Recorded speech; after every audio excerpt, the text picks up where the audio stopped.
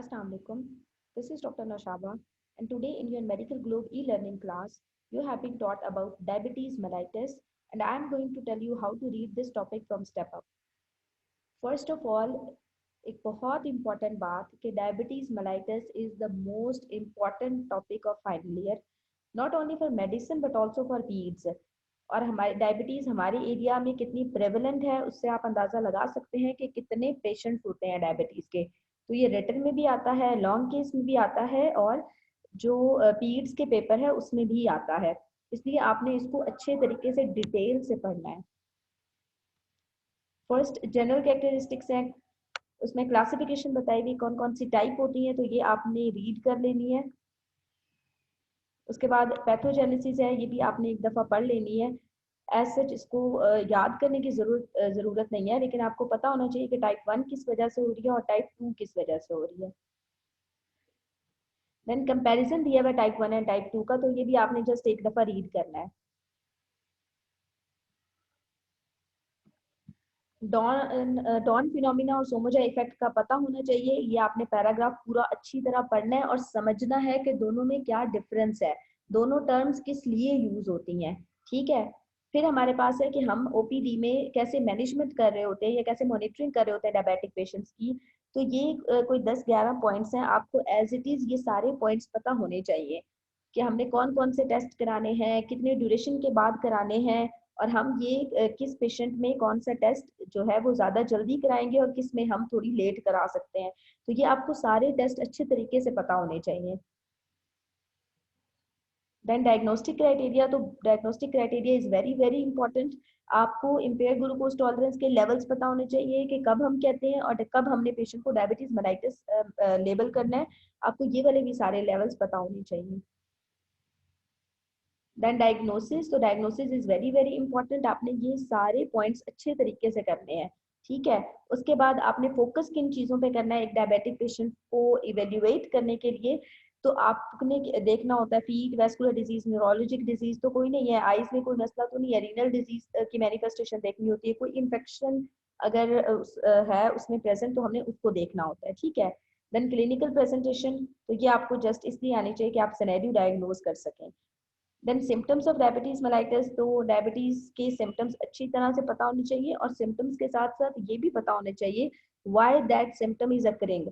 ठीक है, उसके पीछे रीजन क्या है। तो ये जो कॉज लिखी हुई है आपने ये भी अच्छी तरीके से याद करनी है, ये आपसे पूछी जाती है आपके वाइवा में। Then treatment, treatment is very very important. जितनी डिजीज इंपॉर्टेंट है उतना ही ट्रीटमेंट भी इंपॉर्टेंट है, क्योंकि जब ट्रीटमेंट नहीं आता होगा तो डिजीज के आने का फायदा नहीं है। इसलिए आपने सारा ट्रीटमेंट अच्छी तरह से करना है।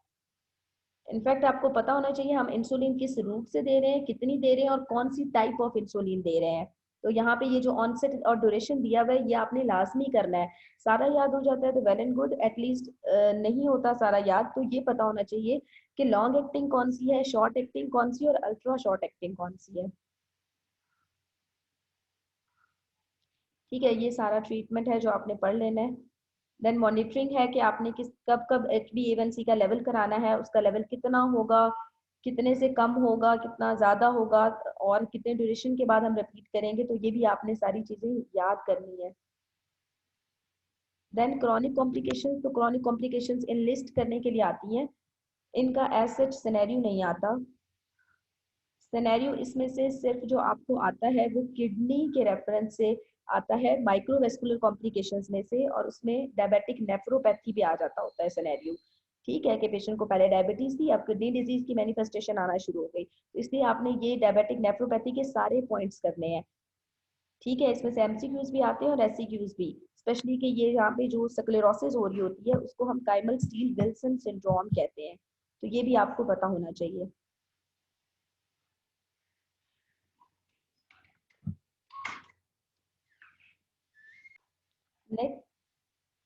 नेक्स्ट, डायबिटिक रेटिनोपैथी, तो ये भी आपने एक दफ़ा रीड कर लेना है। देन न्यूरोपैथी को भी आपने एक दफ़ा रीड कर लेना है, लेकिन नेफ्रोपैथी को आपने बहुत ज़्यादा डिटेल में करना है। देन डायबिटिक फुट, तो आपको एज इट इज़ प्रॉफ में क्वेश्चन आया हुआ है कि केयर ऑफ डायबिटिक फुट आप कैसे करेंगे, तो आपको इसका आंसर पता होना चाहिए।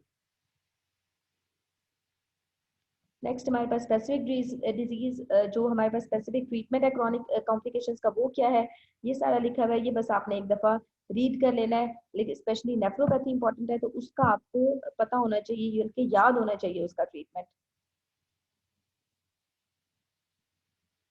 नेक्स्ट हमारे पास है एक्यूट कॉम्प्लिकेशन ऑफ डायबिटीज। तो एक्यूट कॉम्प्लिकेशंस एज सच बहुत इंपॉर्टेंट है, सेपरेटली इन पे भी सिनेरियो आता है। ये दो ही है हमारे पास, एक डायबिटिक कीटोएसिडोसिस और एक HHNS, ठीक है। और जो डायबिटिक कीटोएसिडोसिस है उसका सिनेरियो बच्चों में भी आता है, पीरियड्स में भी आता है और मेडिसिन में भी आता है, इसलिए आपने ये डिटेल से करना है। इसके की फीचर्स कौन से हैं, इसके प्रेसिपिटेटिंग फैक्टर्स कौन से हैं, आप कैसे इसके डायग्नोज किस तरह से करेंगे और आप इसको ट्रीट किस तरह से करेंगे, ठीक है।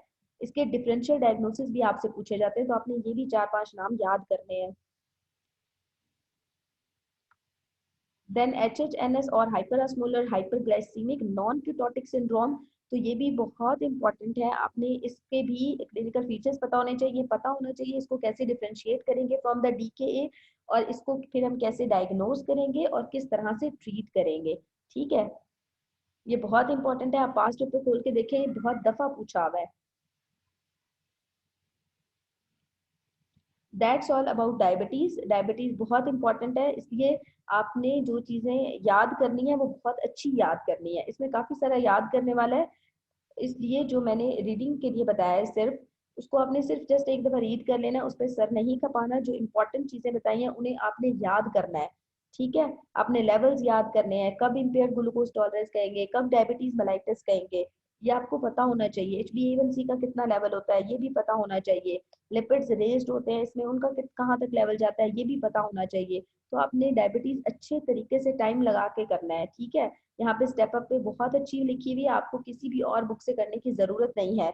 हाँ, अगर आप थोड़ा सा इसमें एडिशन करना चाहते हैं तो आप केयर ऑफ डायबिटिक फुट जो है, वो बस एक पैराग्राफ है डेविडसन में, वो एक दफा रीड कर लें, वहाँ पे एक फ्लो चार्ट भी बना हुआ है, वो एक दफा देख लें। और बाकी आपने स्टेप अप से ही करना है यहाँ से, ठीक है। तो आपको बहुत अच्छा कवर हो जाएगा।